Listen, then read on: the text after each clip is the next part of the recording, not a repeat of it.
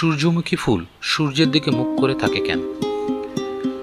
সূর্যমুখী ফুল সবসময় সূর্যের দিকে মুখ করে থাকে। যখন সকালে সূর্য ওঠে তখন সূর্যমুখীর মুখ থাকে পূব দিকে। বেলা বাড়ার সঙ্গে সঙ্গে সূর্য দক্ষিণ আকাশে ঘুরে পশ্চিম দিকে যেতে শুরু করে। সূর্যমুখীর মুখও সূর্যকে অনুসরণ করে ঘুরতে থাকে।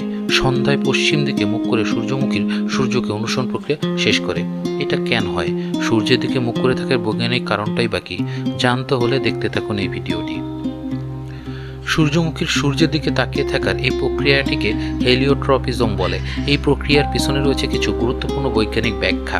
সূর্যমুখী ফুলের সূর্যের দিকে মুখ করে থাকার পেছনে প্রধানত উদ্ভিদের বৃদ্ধি হরমোন অক্সিজেন কাজ করে।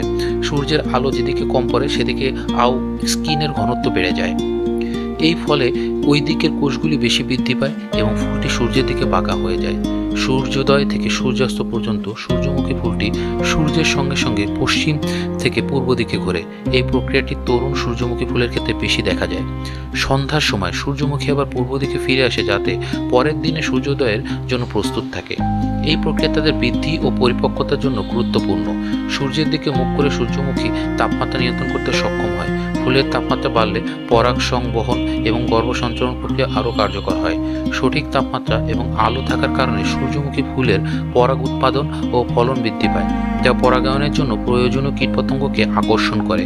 সূর্যের দিকে মুখ করে থাকার ফলে পোকামাকড় এবং পরাগবাহী অন্যান্য প্রাণীদের জন্য এটি আরও বেশি দৃশ্যমান হয়ে ওঠে। যখন সূর্যমুখী ফুল যখন পরিপক্ক হয়ে যায় তখন আর সূর্যের দিকে মুখ করে থাকার দরকার হয় না। এই সময় হেলিওট্রপিজম প্রক্রিয়া ধীরে ধীরে বন্ধ হয়ে যায় এবং ফুলটি একদিকে স্থায়ীভাবে স্থির থাকে।